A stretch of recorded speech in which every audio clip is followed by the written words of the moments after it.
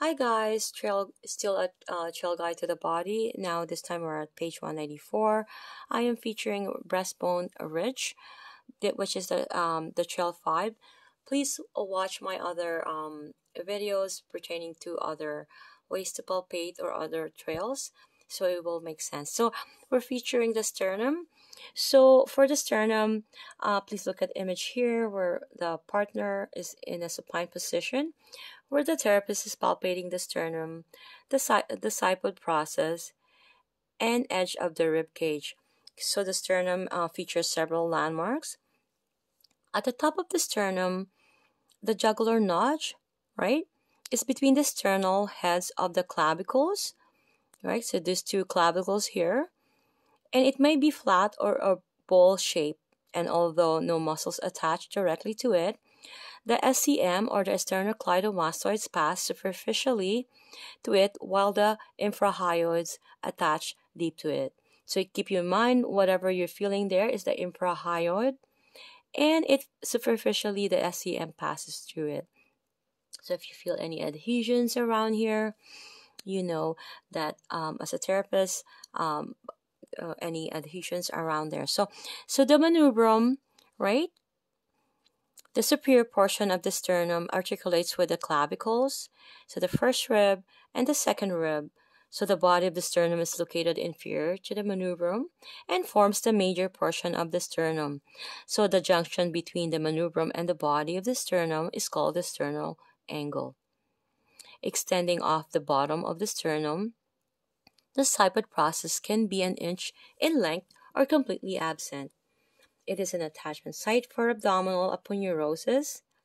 The manubrium, body, and sipod process of the sternum are superficial, covered only by fascia and the pectoralis major tendon.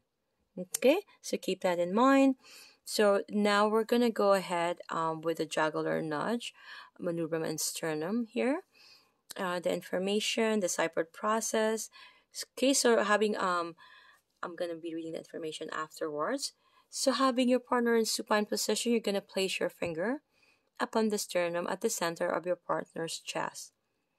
You're going to slide superiorly until you reach the jugular notch at the top of the sternum.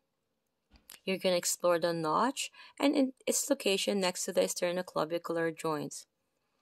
Move your fingers inferiorly off the jugular notch onto the manubrium and body of the sternum. Explore any crevices or hills upon this flat bone. Also palpate laterally towards its attachments with the costal cartilage. Okay, so for the sipod process, as I said earlier, this is very tender to palpate. So you're going to slide your fingers inferiorly until they drop off the sternum and fall into the muscles of the abdomen.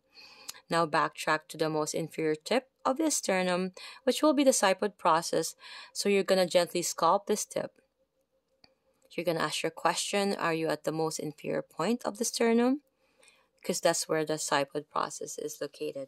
Okay, so make sure you're on the right bony landmarking.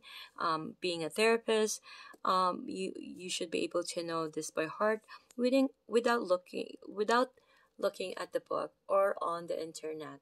Okay, so having your partner supine, the sternal angle is at the junction point between the manubrium and sternum. Stretching horizontally, it might feel like a small speed bump or a dip. Locate the jugular notch and gently inferiorly along the superior of the manubrium. You're going to palpate within an inch or two for a ridge or a ditch. That usually stretches horizontally across the sternum.